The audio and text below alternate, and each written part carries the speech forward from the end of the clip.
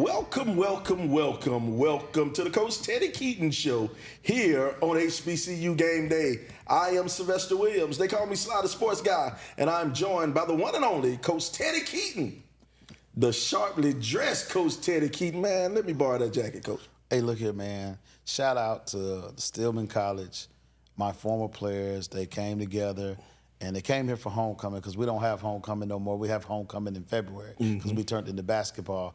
And they made this jacket for me and put it on. Man, Otis Wells, Joe Biggs, LaCarlos Harvey, Drenzo Payne. Man, I appreciate those guys for showing up. I think it was like 40 of them that came to the game for homecoming, and they gave me this jacket. So I'm real, stay special to me, man. Thank you. Well, fellas, I mean, he does have a host of the show. I would like a nice, fancy jacket, too, something I can wear, something I can look good in, too. Come on now, come on. But that's a sharp jacket. That's a sharp jacket. Oh, well, Coach, we're here. It's the Coach's Show, here to talk about the game. Now, you guys played Tuskegee yesterday. Now, this is what they said in the grapevine, Coach. This is what was said in the grapevine. Historically, when Tuskegee played Clark Atlanta, it was an off week for Tuskegee. This was a game where Tuskegee's underclassmen could play. This was a game where the Tuskegee coaching staff could evaluate their third string and fourth string. This was a game where the starters would take off their cleats midway through the second quarter, Coach. Historically, that's what this game was. Now, it's a whole new day, a whole new time. Coach Teddy Keaton here at Clark Atlanta. Let's break down this game, Coach. Let's break down this game and see what happens. First, we'll start off. Clark will win the toss, and Clark defers to the second half. Now, Tuskegee stayed true to form. They started off with a 1st and 10 on the 32. They drove down the field, and on this drive, they converted 4 third downs. And then it was a 15-play, 68-yard drive that took 8 minutes and 2 seconds, and it was topped off with the Levette 3-yard touchdown run. Score 0-7. New Year, same old thing for Tuskegee, driving down the field on Clark. Here we go. Now, Clark will get it back. It's after a 27-yard punt return by Ronnie West. It's 1st and 10 on the 32. 3 complete passes by David Wright to start the game. Then a couple of runs by Trayvon Pender. It'll set up a 1st and 10 on the Tuskegee 45. David Wright, he'll hook up with Ronnie West for a 39-yard completion to the 6-yard line. Now Pender, he'll try to run it in. He'll pick up 5 yards, comes up a yard straight, and David Wright, he'll call his own number and sneak in for a 1-yard touchdown run. Now Leonardo Cabrera comes in, misses the extra point. Score 6-7. Tuskegee will get it back 1st and 10 on the 6, thanks to a penalty. The defense steps up and forces a 3-and-out end of the first quarter. Quickest first quarter in Clark history, Coach. Now, that first drive, Tuskegee came down the field and kind of just punched you in the face. Second drive, the defense stood strong and forced a 3-and-out. What happened? What was said? What changed everything up, Coach? Regardless of what people say, I've told you this. Let's go back. Let's rewind the tape. Rewind the tape. I told you over the course of a period of time, everybody's strategy, everybody's goal was to milk the clock. Lane College gave everybody the blueprint of how to take our time, milk as much time as we can, get them out of get that offense off the field, keep them off the field. And Tuskegee, if you go back and look at all 3 games, everybody did it, from Lane to Savannah State to Central State to Miles, and then Tuskegee, the same blueprint. So we had to strategize a little bit too as well. So we started playing what we call bend but don't break defense. So we started not to give up the big play. It might have worked in our favor sometimes just to give up a big play because we could get the ball back and they wouldn't milk as much time. But the games were taking a lot longer. So I said, well, we don't need it with the TV because we've been on TV 8 of the 9 games we done played. And I told them, I said, maybe we need to change up our strategy. The game, we almost got to think like we coach in NFL or arena football. So we changed up some strategy. strategy. I don't want to give all that away. I got a couple games that I still might have to play. Got a couple of games to play, Coach. Can't give away all the secrets. Can't give them away. All right, well, Clark Atlanta will have the ball. They'll take over 1st and 10 on the Tuskegee 45-yard line. It takes 3 plays, Coach. An 8-yard run by Allen Riggins. Jamal Jones catches a 17-yard pass from right, and then Allen Riggins busts through with a 20-yard touchdown run. And this time, Cabrera, he'll knock down the extra point. Now, talk about Allen Riggins. Allen Riggins, your running back, had a pretty decent game this game. Had a 20-yard touchdown run. That might have been his longest run he had all year, Coach. I mean, Allen hadn't played much. He's only played in 2 games. He transferred with us from Allen, and he's kind of trying to learn what to do, how to do it, and why it's important for him to do it that way. And I think he started creating value for the coaching staff as he kept working and grinding and learning the plays. And we was looking at, Pender was doing a really good job, but Pender's not a slasher runner. He's more of a pound and ground type guy. So we decided to switch it up a little bit to give you a little bit of that, what we had with Bo Harrington at Allen, and we put Riggins back there, and Riggins did a good job of running the football. In the last 2 games, I think we've done a better job at it because of the style of what we're trying to accomplish. There you go. Now, after a 35-yard return, Tuskegee will start 1st and 10 on the 40. Tuskegee, they keep converting these 3rd downs. They convert 3 times on 3rd down. Now, the Golden Tigers will have it 3rd and 7 on the 7-yard line. The defense finally steps up on 3rd down. Way and Sherman, they tackle Garmin for a 16-yard loss. And now it's 4th and 23, and Tuskegee misses a 38-yard field goal. Now, it's 4:24 left in the half. You know this is Clark Atlanta time, when the time is running down and they can move the ball down the field. Now, Clark Atlanta, they'll take over 1st and 10 at the 23-yard line. Things get going with a 6-yard completion to Ronnie West. Then Riggins runs for 6. David Wright, he welcomes Amon Harris to the party with a 6-yard catch. Then Jamal Jones, he hits him with a 16-yard reception. Riggins gets an 11-yard run. Next, Jones catches a 16-yard pass. The offense is moving. Things are working. Things are clicking. And then David Wright throws an incomplete pass. First incomplete pass of the half. But hold on. Pass interference. Doesn't even count. Incomplete pass doesn't count. So now it's 1st and goal on the 3. Allen Riggins, one more time, he'll push it in for the touchdown. 3-yard touchdown run. Cabrera kicks the extra point.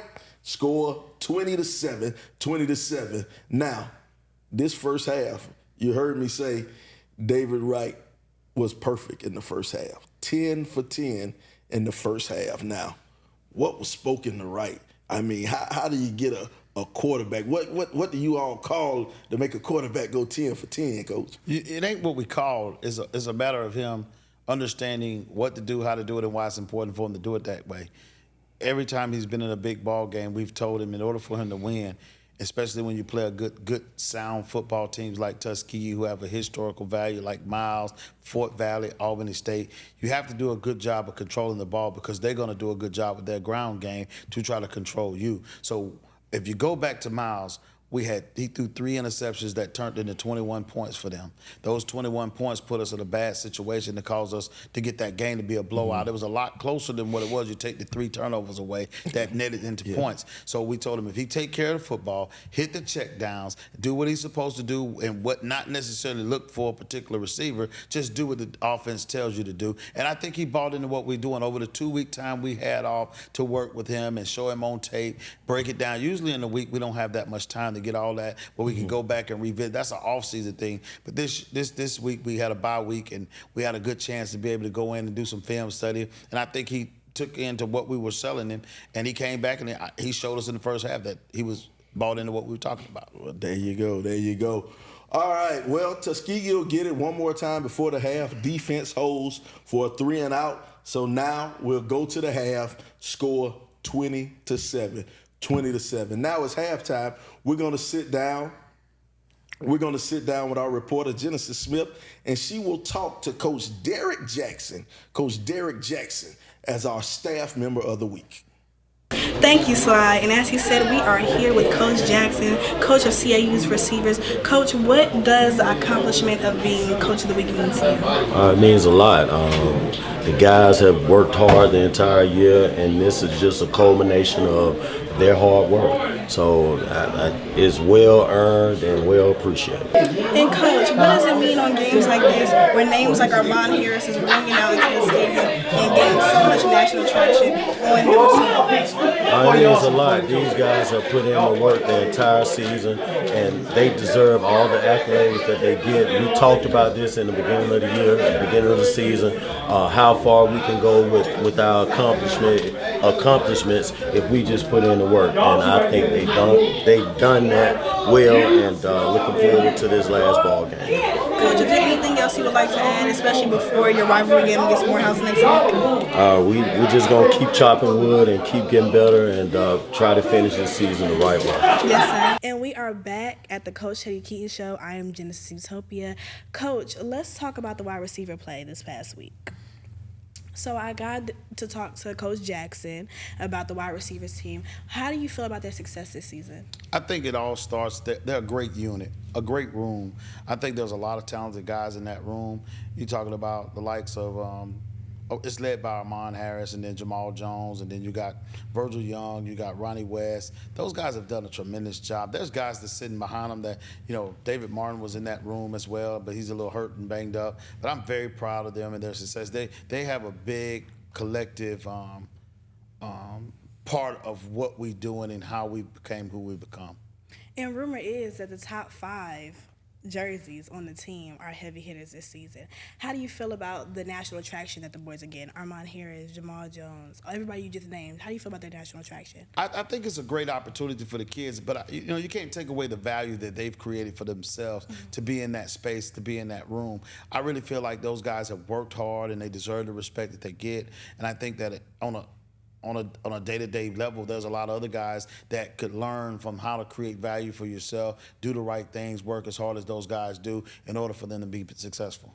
And David went 20 for 24 last game, correct? That's right. Yes, that says a lot about the drive of your wide receivers. Where do you feel this drive comes from? I think it came from, like I said, we have to go back and reevaluate ourselves. We don't take losses, we make lessons. Everything has to be a learning curve for the kids. They may have lost the game, but what do we learn from that loss? We never want to lose back-to-back games. So when they went in and they evaluated themselves, see, every time somebody see David throw an interception, we'll take it all the way back to Allen when he was there. He threw 17 interceptions last year.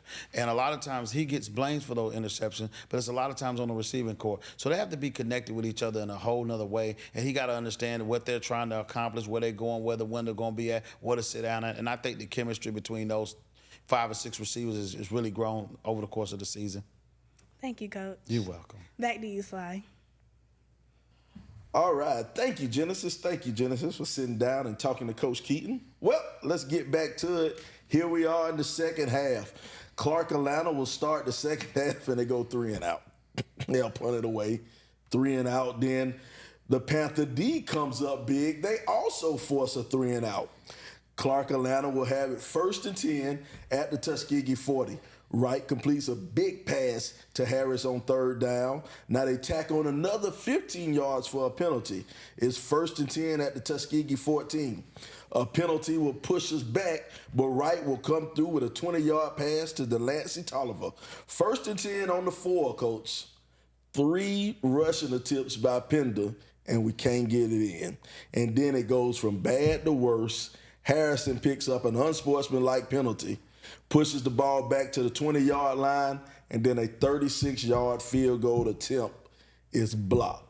Now, Coach, it's a lot of stuff. What happened, Coach? I just think that when you get out into the red zone, I was PO because when you get out in the red zone, you got to figure out a way to get it in.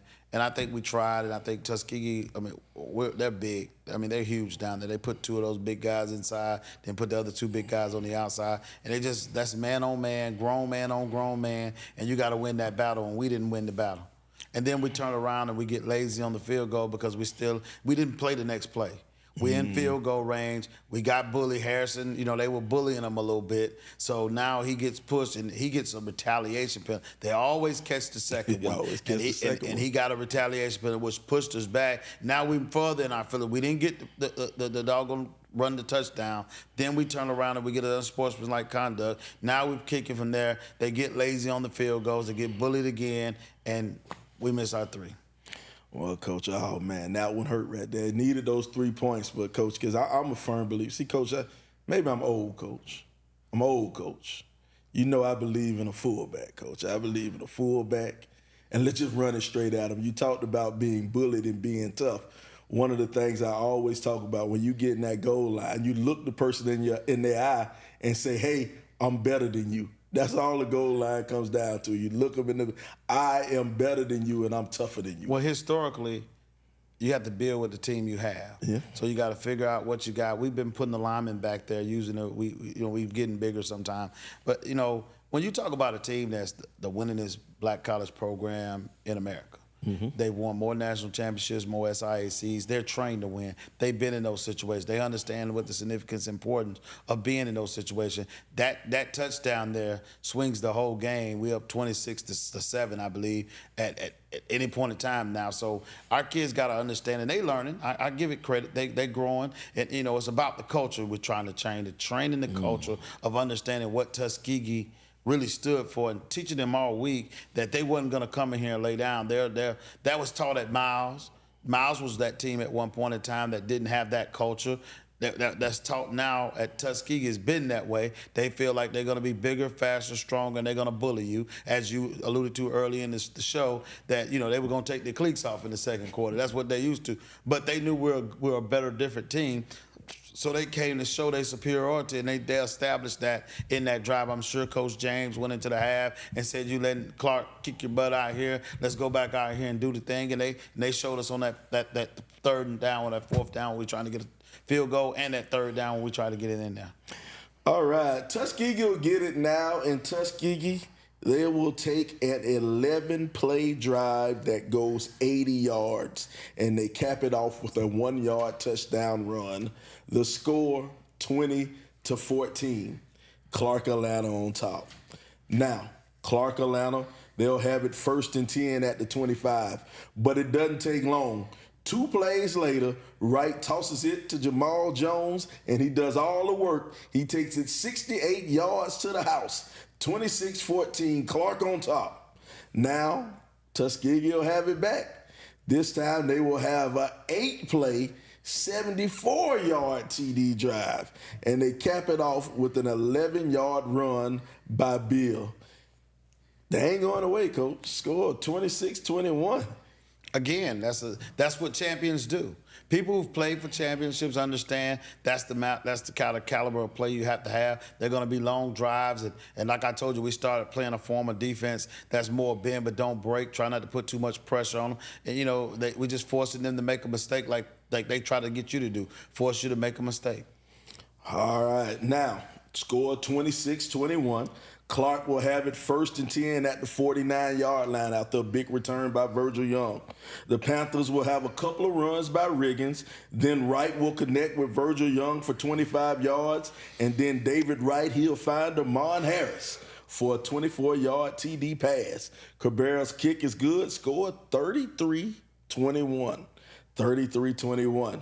Now Tuskegee, they want to make it interesting. They don't want that bus ride home to be lonely, so now they will take an 8-play, 75-yard drive, and they will finish it off with a Beckford TD reception. The score, 33-28. 33-28, Coach. They are making it interesting. Now, Clark will have it. 6 minutes, 20 seconds to go. We need Clark to burn some time off the clock, but you need him to get in the end zone also.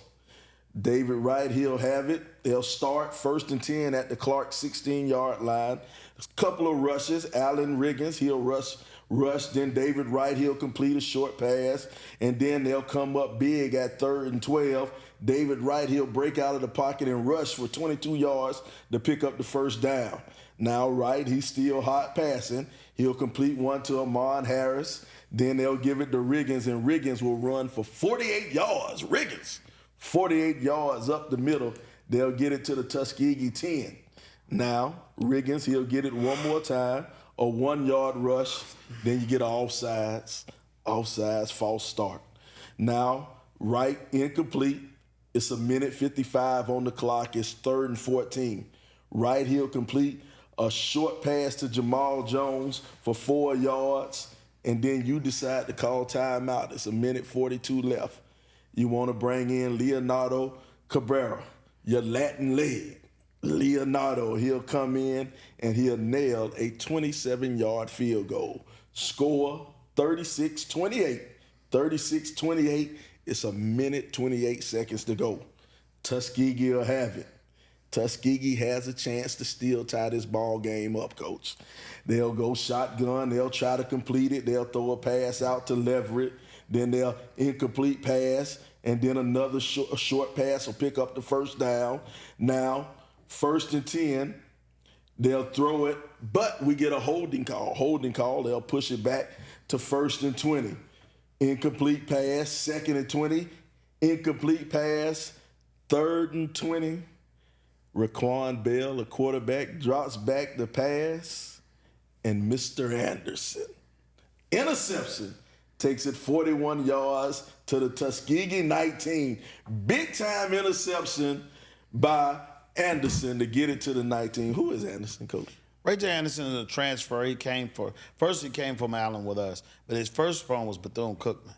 So he transferred Bethune-Cookman to me to Allen, and when I left Allen, he came over to, this is last year, he's a grad senior, and he came over to Clark Atlanta with us, and Ray J. has been playing back there now, probably his 5th game starting as the safety, and he's done a tremendous job. They call him Unc on the team. He's the Unc, and he's very smart. He knows the defense very well. He did a very, very good job. And right before we went out, I put my hand around him. I say, you better not let anybody get behind you. Nobody. You better be deeper than them. I told you we started playing a form of defense called bend but don't break. We knew that Tuskegee didn't have the firepower. We could just tackle and wrap up and make sure we didn't let the quarterback get loose or the running back get loose. As far as let Raquan win it. He hasn't proven to me that he could throw the ball, on an accurate level other than the short intermediate passes. But any deep ball action, he hasn't really connected on a lot of them. So we figured if we just play and keep everything in front of us, that something good would happen for us, and guess what? It did. All right, it's now 20 seconds to go. Clark will take over, 1st and 10, ball on the 19-yard line, and Coach, you're a gentleman. You're a gentleman, Coach. You're better than me. Out of respect you have for Coach James, you lined up in the victory formation. Now, Coach, that is the best formation in football, or it is the worst formation in football. It just all depends on whose sideline you're standing on. You'll take a knee. Heath Williams Jr., he'll take a knee. Ball game, Panthers. Panthers win it over Tuskegee. And one fella goes by the name of D2 HBCU guy. He may be a little bit upset with you, Coach. He may be a little bit mad. Well, the game is played on the field. You guys have y'all scenarios about it. We knew that Tuskegee and Miles back-to-back was going to be. And Central State is the trap game. Mm-hmm. We had a long roll haul there. Mm-hmm. Then you go from Central State, and then you got to come back and play two of arguably the best blue blood programs in our conference. One of those two could have been a bad one, and it was Miles, where we kind of was rusty, didn't connect how we needed to connect. We turned the ball over. You lose ball games. That's what sorry teams do if you do that. So, like I said, I think that overall, when you really look at the big picture of it, I just don't get that everybody, we've been playing good football all year long, regardless of what people think. You're talking about a program that's historically been a loser. You're talking about that's the first win over Tuskegee since 2007. You're talking about trying to get some guys up to play a game that they normally been getting beat like a drum. You got to think about those type of. It's never the kid's physicality; it's his mental psyche. If I expect to win, then Tuskegee is a program that expects to win. Clark is a program that was hoping to just show up. And I said it was a cultural win. Mm-hmm. What we've been trying to improve all year is change the culture, change the way they think, believe in themselves, do the things that they need to do. And that's what it takes to build a good team. And the talent has been there. There's a lot of talent that's played at Clark Atlanta. They always been a tough team. And if you go in there as one of those teams, if you lay down and you don't go in there ready to play, then you're going to get beat. But this game last year was really close against them and Tuskegee. So I knew they had the capabilities to go in and play. They had got over the luster of, oh, it's Tuskegee, we're going to lose anyway. They came out and played football, and I was very proud of my kids. It was an emotional win. It was an emotional win for me because I was proud for the kids. They had worked hard. They put it in. Monday, they were kind of dragging, and I was like, look, Tuskegee is ready to go. I mean, at one school, we say, no class, no sleep, it's Tuskegee week. That's how much respect that garnished by the Tuskegee name, the brand, and who they are. So, I mean, my hat goes off to that brand and Coach James and the work he's doing. And we came out and we gave them what I wanted my kids to know we could stand toe to toe with them. There you go. Well, let's go over some stats from the game. We break down a couple of stats, and here we go. Team stats for the game. We look at it rushing. They outrushed you. They had 184 yards rushing. You had 150. Now we look at passing. Passing, you outthrew them. They had 174. You had 310. Total yards, 460 to 358. You're on top on that one. No fumbles, Coach. No fumbles at all. No interceptions on your side. Punting, you only punted once, Coach. Good job by the offense, only getting away one punt. Dominated in the kickoff return yardage. Big time plays. Now, the time of possession, they had some long drives. They were up 34 minutes, 15 seconds compared to your 25 minutes and 45 seconds when it comes to the time of possession. Now, let's go over some of these individual stats. Individual stats were a little bit different. This is a little bit different. We'll start off with passing. David Wright, heck of a game. 20 out of 24 for 299 yards, 2 touchdowns. Coach, man, we have to talk to your statistician, man. I know you had one more yard somewhere out there, Coach. Talk to the statistician on that one. Wright had, like I said, 299 yards. Now receiving, Jamal Jones led the receivers. He had 8 catches, 125 yards, and a touchdown. Ronnie West, 4 receptions, 61 yards. Armand Harris, 57 receptions. 5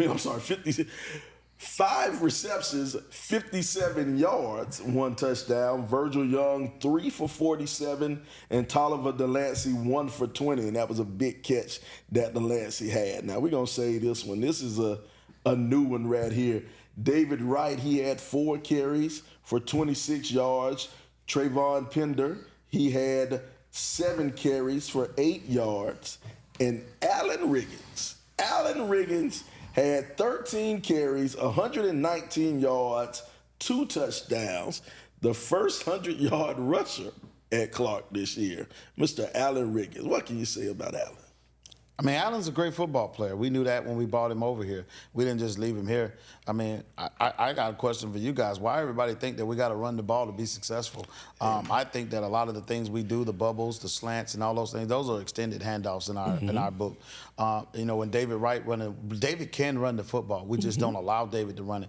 But when folks go empty in the box out, trying to, cut off the slant windows, the curls windows, the short game windows, now you got to utilize your quarterback, and now it's 11-on-11 football. Because I always said uniquely the defense have an advantage. They got 11 players on the floor, and you got 10 that you can get the ball to your quarterback, especially if he's not a runner. He's a guy that you cannot uniquely use. So, like I said, Allen came in and added value to himself and started doing the things we needed to do and learning the playbook. And so once he started learning the playbook, we had another guy. Jeremiah Gibbs was supposed to be the guy this year. If we have Jeremiah Gibbs, we got a similarity to what we was doing at Allen, and he did a really good job of coming in and filling those shoes. Pender and Crockett and those guys are downhill rushers. You got to have a great O-line with good defined blocks, and that's how those guys get going, and they need a lot of reps to get churning. Allen is a slasher, and he got power. He's 6'2", 210 pounds. That's a lot of load to bring down. All right. Now, big game for Riggins. Now, after that big game, Coach, we go and look at some of the national stats where you are, man. We got our David Wright tracker right now. He's at 2,742 yards.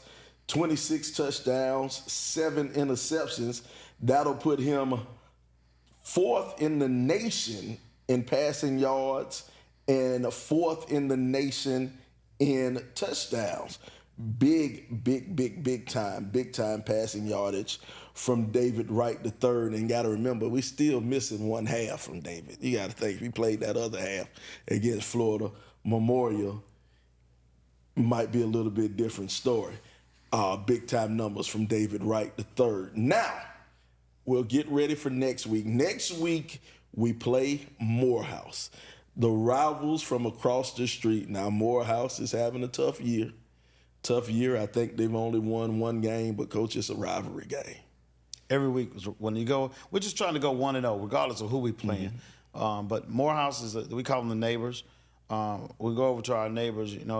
It's going to be a tough game. I did some homework and trying to do it. And I'm looking at them on film. They play with a lot of discipline. They do a lot of good things, especially defensively. They do a lot of good things. They just don't have the weapons in certain areas to be good. But if they play as a team in the organization and you give them away a game, you can go over there and lose. And I say in rival games, you got to throw all the record book, out the books. You got to throw everything out the door, and you got to have your team ready to play football. What more could a team do to go and knock off a team that's having a pretty doggone good year? And I know he's motivating them, saying that they're going to take you guys lightly. They're not going to do the things they need to do, and I'm on doing the opposite. I'm trying to get them ready to play football. Well, Coach, you got to get them ready to take on the Maroon Tigers from across the street. Well, even though it's a home game for Morehouse, Clark fans is right across the street. So Clark fans, show up, make sure you get your tickets, make sure you get in there. It's one side of the stadium. Make sure you show up, make sure you outshine your uppity friends from across the street. Make sure you outshine them. Make sure all the Clark fans are there. Make sure you're there in your red and black and you're going root on your team for this last game of the regular season. Notice I say last game of the regular season, Coach. We still have a shot to make the championship game. Now, it's a lot of scenarios out there. A lot of things need to happen. What I'm going to do, I'm going to take a little bit of information from the Sports Rap Show with my man Brian Fulford. God, I forgot BF last name. Brian Fulford and AD Drew. AD Drew broke down the possible scenarios on the show last night. Now, first of all, Clark has to win. Let's get that one out the way. Clark has to win. Clark has to win if they want a chance to make the championship game. They need Albany State, who is playing Fort Valley. They need Albany State to beat Fort Valley in order for Clark to make it to the championship. Now, if Albany State wins, it gets a little tricky now because it all depends on what the tiebreakers are, and no one is giving me a right answer. No one's giving me a right answer on the tiebreaker. Some people say that Tuskegee needs to beat Miles, so therefore Clark will have a quality win against Tuskegee, and that will elevate them over Albany State to have the rematch in the conference championship game. A lot of stuff going on, Coach. I don't know. I don't have time. All I'm going to do is go 1-0, and I'll let the football guys take the rest of it. We all want to play in the championship. That's what you start the season off. That's what we're going to focus on. But our main focus this week is going to be about the Maroon Tigers across the street. And then when it's all over, we'll see what happens at the end of that game. In my scenario, I think it should be the only question. It should be if Albany State beats Fort Valley, and now the head-to-head comes into place. I don't know how any other scenario would work, but if it's strength of schedule or whatever, I think we played one of the most difficult schedules that anybody could face, and we spent most of that time on the road. Mm-hmm. And so when you can go on the road and win a lot of those football games, what else do we need to do? Well, there you go. You heard it here. So all my Clark Atlanta Panthers out there, rule number one, we're rooting on Clark to win. Then, as soon as the Clark's game's over, take off your red and black, go and put on your blue and yellow. Make sure you start rooting for Albany State. You need blue and white. Albany State's blue and white. Don't put on blue and yellow. Blue and yellow is Fort Valley. Put on your blue and white. Root for Albany State. You want Albany State to take out Fort Valley. And if Albany State takes out Fort Valley, go and get ready because we're headed down to Fairfield to get a rematch with Miles. Well, this is the Coach Teddy Keaton Show. He's Coach Teddy Keaton. All your images are brought to you by HG Entertainment, Hood Genius Entertainment. We like to thank our super producer, Mr. Miles Jenkins, and we want to thank Genesis Utopia for sitting down and interviewing all our staffs of the week. We appreciate you, Genesis. I am Sylvester Williams. They call me Sly the Sports Guy. This is the Coach Teddy Keaton Show here on HBCU Game Day. We'll see you next week.